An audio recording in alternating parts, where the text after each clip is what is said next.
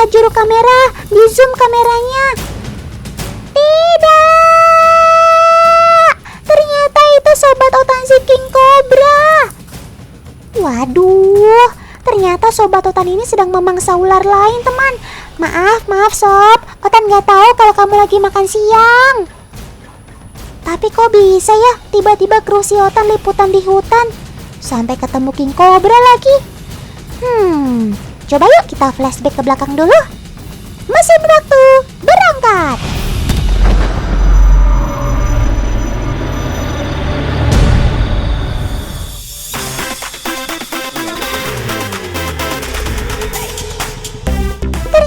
Ternyata tema si Otan kali ini adalah pengamatan hewan secara langsung di hutan, teman. Lihat tuh persiapannya, banyak banget ya barang yang dibawa.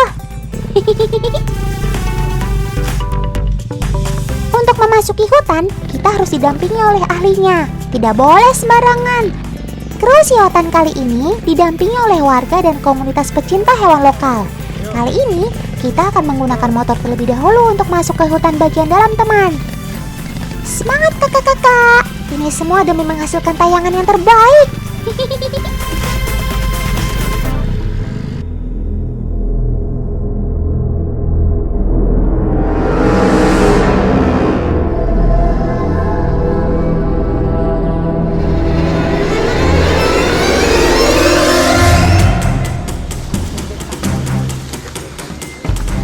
Setelah akses untuk kendaraan sudah tertutup, barulah kita harus berjalan kaki untuk sampai ke tujuan. Tapi kok pagi-pagi banget sih ke hutannya? Emang mau cari apa sih? Otan kan masih ngantuk.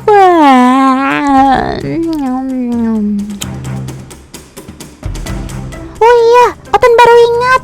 Rata-rata hewan diurnal sedang aktif-aktifnya saat pagi hari, teman. Kemudian siang harinya mereka akan beristirahat. Barulah sorenya kembali beraktivitas. Tapi hati-hati dan selalu waspada ya, Kak. Apalagi di hutan dengan kondisi rute yang ekstrim seperti ini.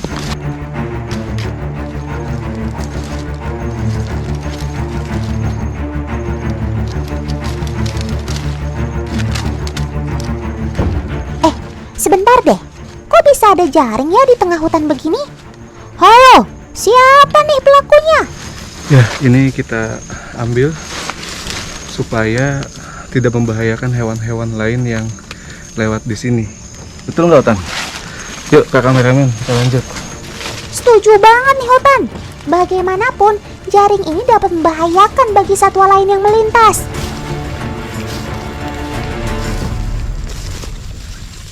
Biasanya itu jaringan itu. Pos pemantauan sini ya, Pak. Teman, sepertinya kita sudah sampai ini di pos pemantauan. Langsung gas. Kita siapkan kamera dan peralatan lainnya, Kak. Teman, target pantauan kita hari ini adalah lutung dan teman-temannya. Di tempat ini mereka sering terlihat berkumpul untuk mencari makan. Selain buah, mereka juga suka mencari daun muda untuk dikonsumsi. Tapi sambil tunggu lutung dan teman-temannya, kita tanya-tanya dulu yuk sama kakak kameramen. Kak kameramen, Otan mau tanya dong, kalau liputan ke hutan gini apa saja sih yang harus dibawa?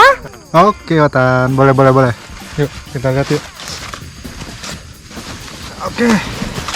Ini pertama sih tadi tas kamera. Kakak nggak tahu hutannya seperti apa dan di sana ada sinyal atau enggak. Kakak dari kantor bawa handphone satelit. Posisinya membentuknya seperti ini. Dan ini baterainya dilepas juga agar dia tahan, jadi tidak kemakan kalau ditancap terus. Selain itu ada kotak P3K, teman. Karena ketika di hutan, kita tidak tahu situasi apa saja yang akan terjadi. Satu lagi nih persiapan yang gak kalah penting, yaitu persiapan fisik dan mental yang sehat. Persiapan kali ini peliputan lutungnya.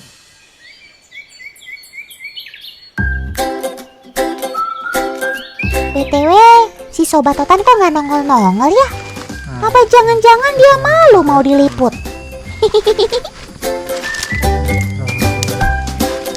Kan kita udah nunggu dari pagi sampai sekarang belum ada Tapi memang biasanya di sini kan.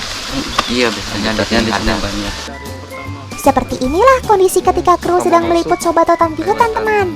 Terkadang tidak sesuai dengan apa yang kita harapkan.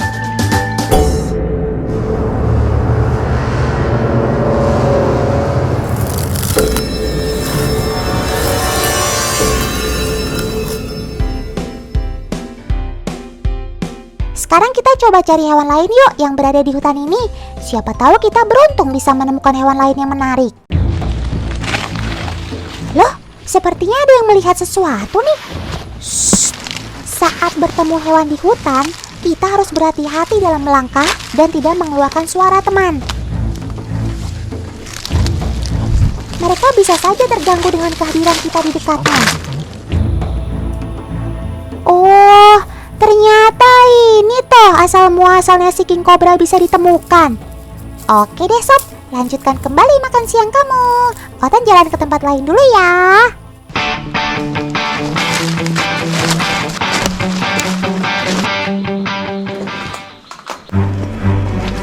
Wah, kru Otan ngeluarin apa tuh? Headlamp karena di dalam gelap. Sekarang Otan dan kru si Otan mau memantau hewan yang berada di dalam gua. Ketika masuk gua seperti ini, yang harus diperhatikan adalah kondisi jalan yang licin dan gelap. Oleh karena itulah harus ekstra hati-hati. Lihat teman, banyak banget kelelawarnya. Serasa banyak Batman di atas kepala Otan. Teman, inilah yang Otan maksud hewan nokturnal yang suka dengan tempat yang lembab. Saat siang hari, si kelelawar ini memanfaatkan waktunya untuk istirahat. Gua merupakan tempat yang sangat cocok bagi kelelawar. Selain lembab, tempat ini juga melindungi mereka dari ancaman predator. Ada yang tahu nggak? Kok bisa ya mereka tidak saling menabrak dalam kegelapan?